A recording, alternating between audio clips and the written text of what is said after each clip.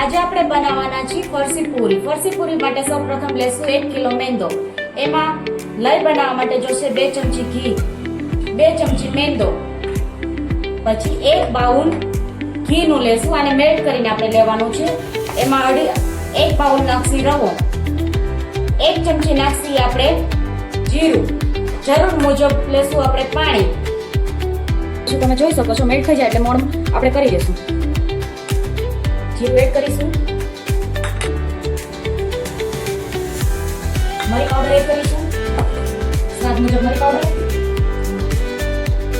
સ્વાદ મુજબ નમક એડ કરીશું. મેલ્ટ થયેલું ઘી એડ કરશું અને હવે આ બધું એકદમ હળવા હાથથી મિક્સ કરી લેશું. આપણે આવડી સાઈઝના નાના પેડા બનાવીશું.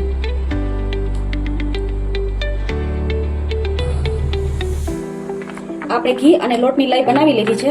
હવે આપણે બનાવીશું પૂરી. ચકરી પૂરી માટે આપણે આ બનાવી છે લઈ.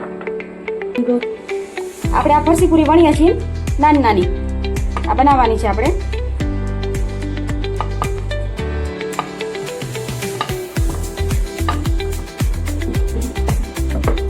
તમે જોઈ શકો છો આપણે આ પૂરી કરી લીધી છે. હવે આપણે એમાં કોકો વડે કાણા પાડીશું જેથી પૂરી આપણી ફૂલે ને એકદમ ફરસી રહે.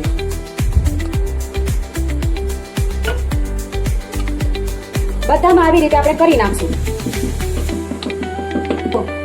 આપણે ઇનિંગ લોટમાંથી એક મોટી પૂરી વણવાની છે, જેને માટે આપણે ચકરી પૂરી કહીશું અથવા તો આપણે બાટા પૂરી કહીએ છીએ, તે બનાવીએ છીએ. આપણે જોઈ શકો છો એક મોટી પૂરી વણી લીધી છે. એવી રીતના આ લુવા પડ ઉપર લેયર વાળી આપણે પૂરી બનાવીએ છીએ. એના માટે બનાવવાના છે, તો બાકીના આપણે બનાવી લેશું. આપણે લેયર એક ઉપર એકના બની ગયા છે બરોબર છે. હવે આપણે આના ઉપર લઈ લગાવશું. આવડી આ જે બનાવી છે તે એકદમ સારા હાથે આપણે સ્પ્રેડ કરીશું.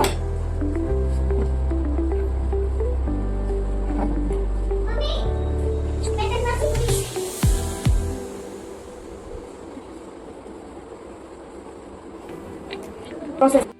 હવે આપણે આનો ટાઈટ એવો રોલ વાળીશું એકદમ. તમે જોઈ શકો છો એકદમ એવો ટાઈટ આપણે રોલ આવી રીતે. પછી આપણે હાથેથી થોડું પ્રેસ કરી દેવાનો છે. આ બની ગયું છે આપણું લેયર પૂરી માટેનું રોલ. હવે આપણે નાઈફની મદદ વડે આના કટ એવા પીસ પાડીશું, કટ કરીશું એક સરખા.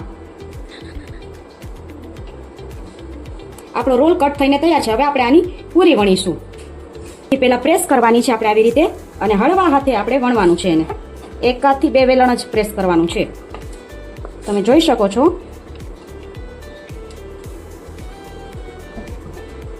એક લેયર આપણા પૂરીના બતાવવા જોઈએ. પૂરી થઈ ગઈ છે. હવે તેલ આપણું આવી ગયું છે. આપણે એને તરવા માટે મૂકીશું.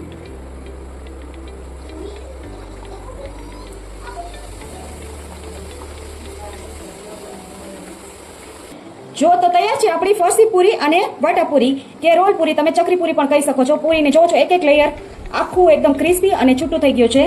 આ પૂરી પણ એકદમ ક્રિસ્પી તમે જોઈ શકો છો. એકદમ હોઠે ભાંગે એવી થઈ છે. ગો. હવે આપણે મળીશું નેક્સ્ટ વિડીયોમાં. ત્યાં સુધી આવજો. અમારી નેક્સ્ટ રેસીપીને ફોલો કરવા લાઈક, શેર અને સબસ્ક્રાઇબ કરી દેજો.